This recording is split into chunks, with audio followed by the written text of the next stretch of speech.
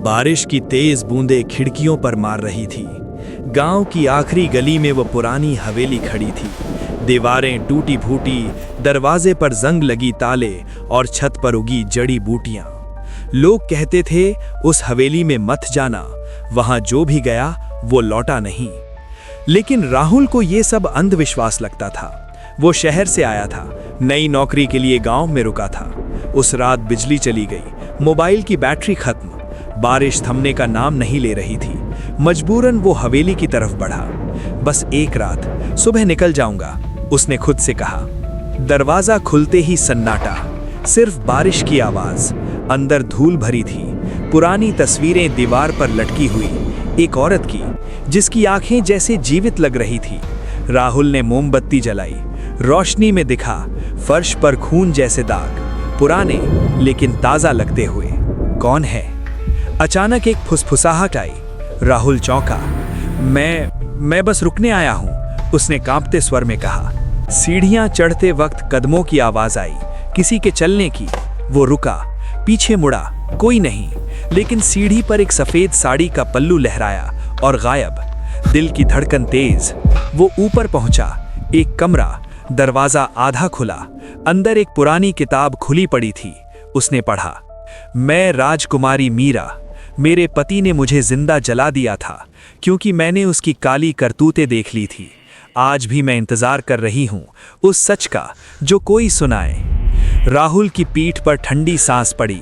वो पलटा, सामने वही औरत, सफेद साड़ी में, आंखें खाली लेकिन जलती हुई। तुमने पढ़ लिया? उसकी आवाज कमरे में गूंजी। राहुल भागा, लेकिन दरवाजे पर पहुंचते ही ताला खुद ब खुद बंद हो गया। नहीं, छोड़ दो मुझे, वो चीखा। अचानक कमरे में रोशनी हुई। मीरा की आत्मा रो पड़ी। मेरा सच सुनो, मेरे पति ने गांव की जमीन हड़पने के लिए मुझे मार डाला। वो आज भी जिंदा है, गांव के सरपंच के रूप में। उसने मुझे जलाया, लेकिन मेरी राख में एक चिट्ठी छिपाई जिसमें सबूत है। राहुल समझ गया। वो डर के मारे कांप रहा था, लेकिन सच सामने था।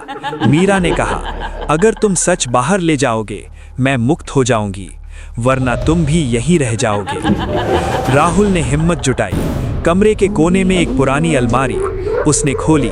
अंदर चिट्ठी और एक पुराना लॉकेट में मीरा की तस्वीर और चिट्ठी में सबूत पति के काले कारनामों के। तभी हवेली हिलने लगी। सरपंच का बेटा, जो अब बड़ा हो चुका था, बाहर से चिल्लाया, कौन है अंदर? वो दरवाजा तोड़कर आया, लेकिन मीरा की आत्मा ने उसे रोक लिया। तुम्हारे पिता का सच अब बाहर आएगा। राहुल भागकर बाहर निकला। सुबह हुई, पुलिस आई, चिट्ठी और सबूत से पुराना केस खुला।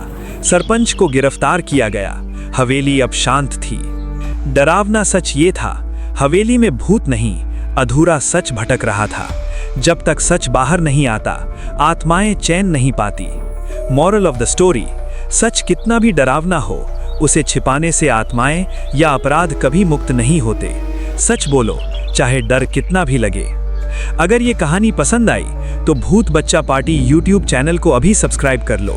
वीडियो को लाइक करो, दोस्तों के साथ शेयर करो और कमेंट में बताओ, क्या तुम ऐसी हवेली में रात गुजारने की हिम्मत करोगे?